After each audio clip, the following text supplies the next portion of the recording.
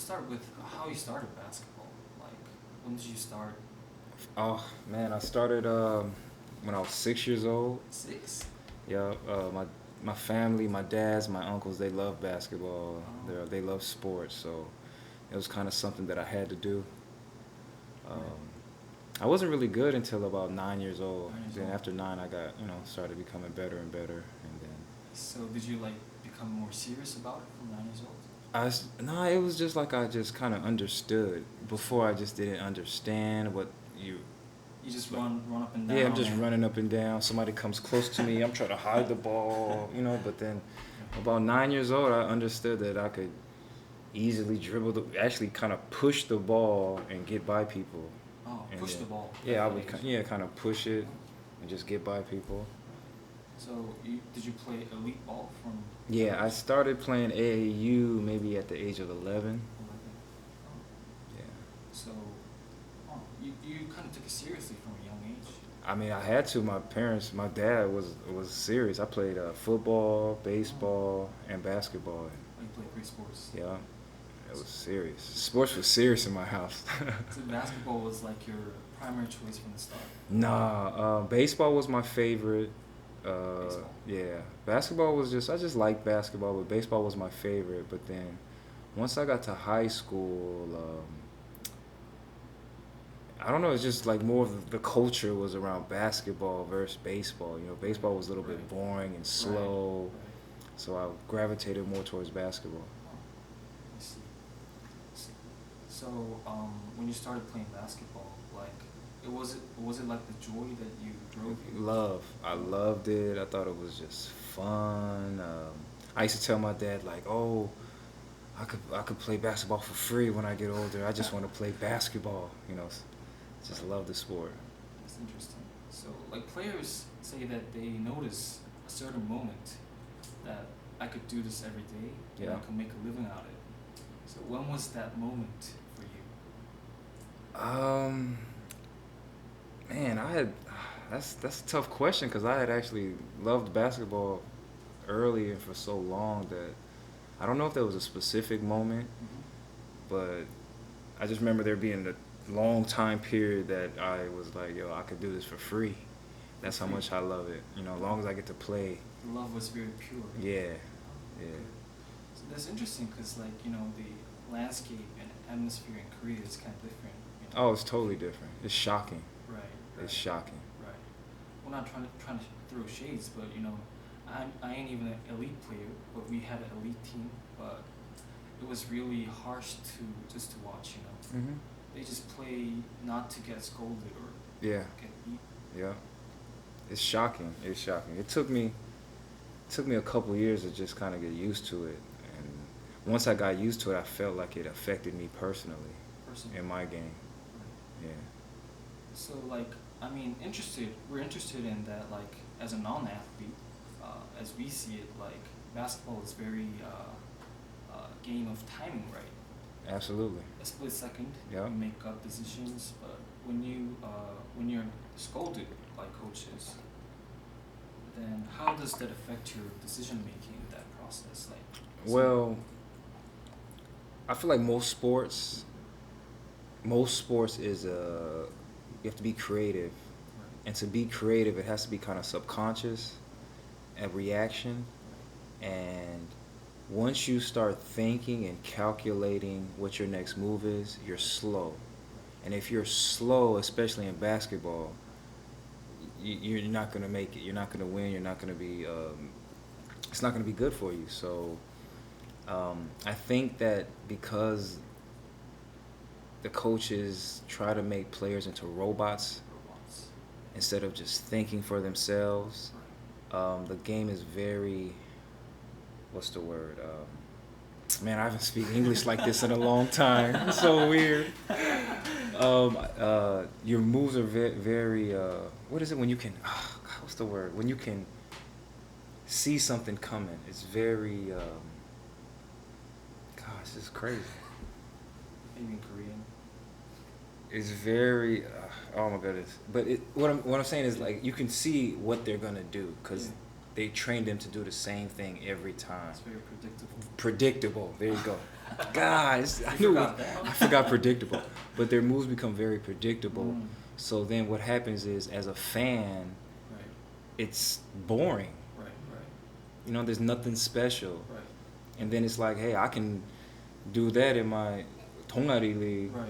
You know, it's nothing special they're doing, and I think that's a big problem. What happens with when you make guys think too much, you know?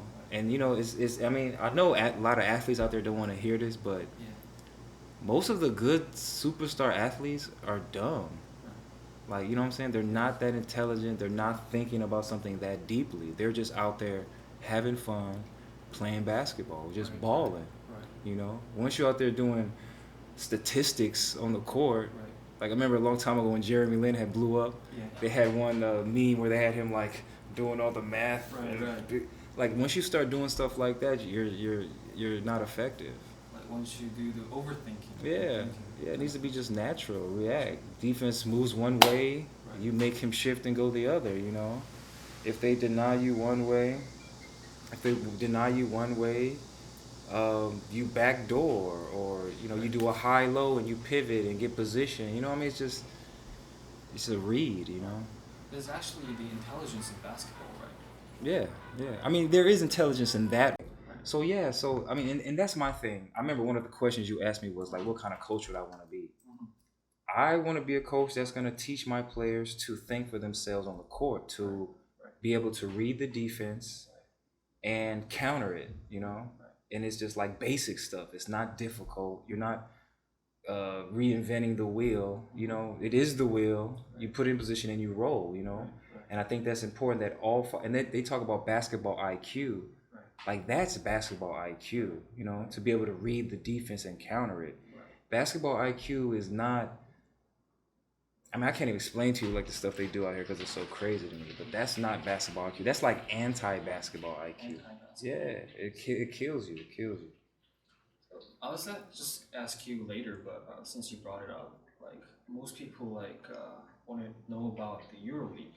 Yeah. Because like people say that EuroLeague is very well polished and systematic in a way, but in a way it's very different to the Korean basketball. Very different.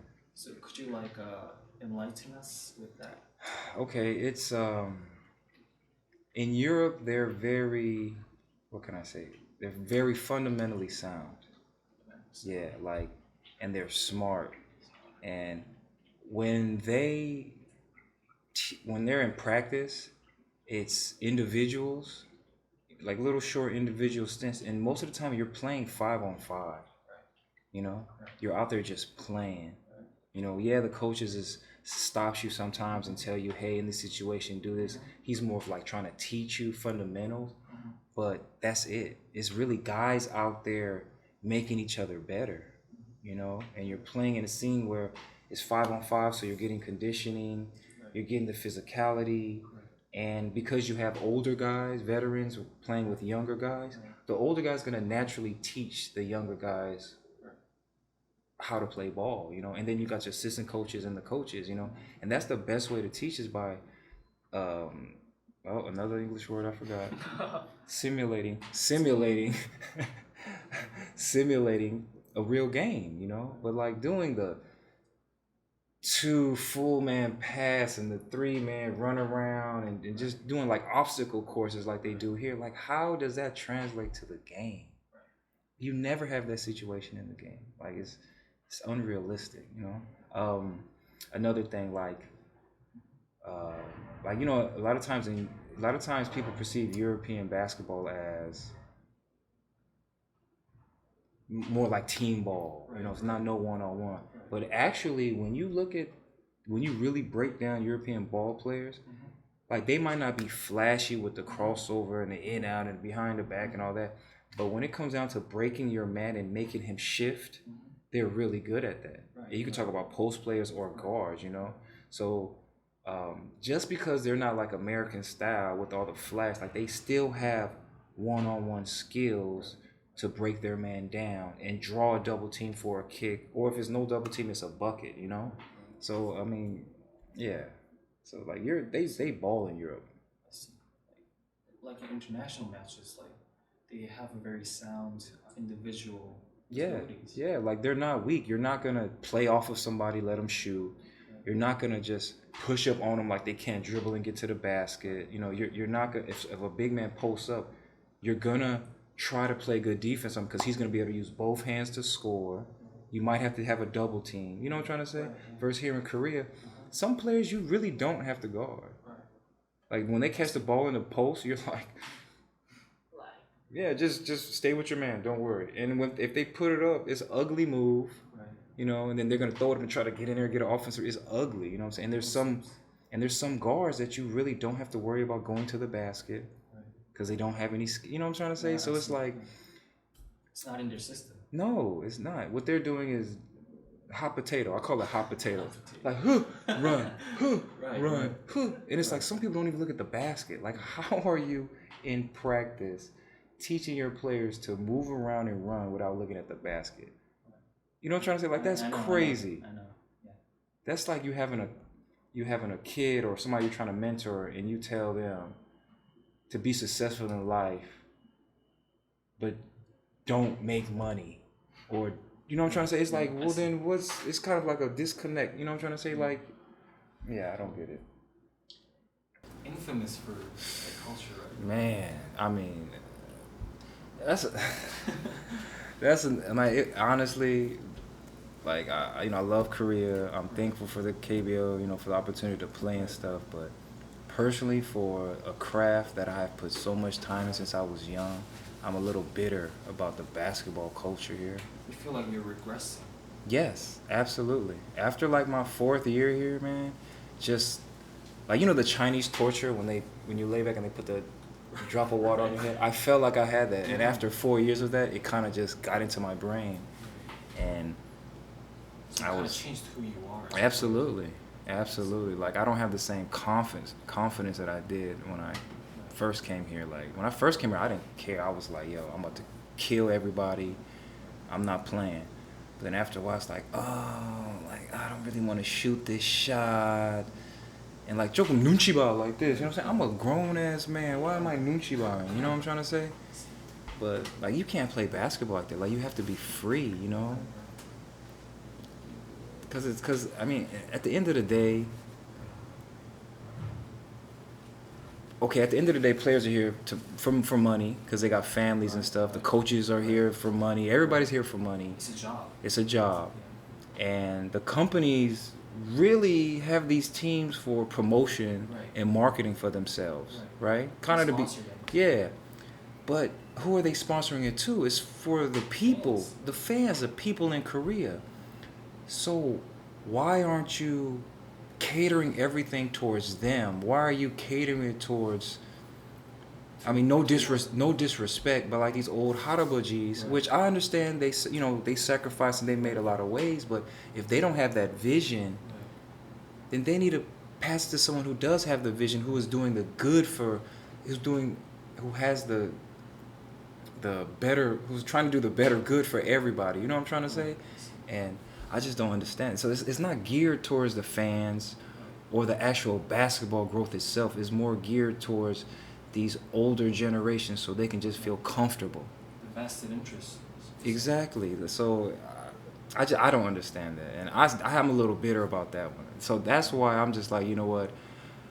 I've had enough. Like, I want to retire after this season and just, go on about my second part of my life.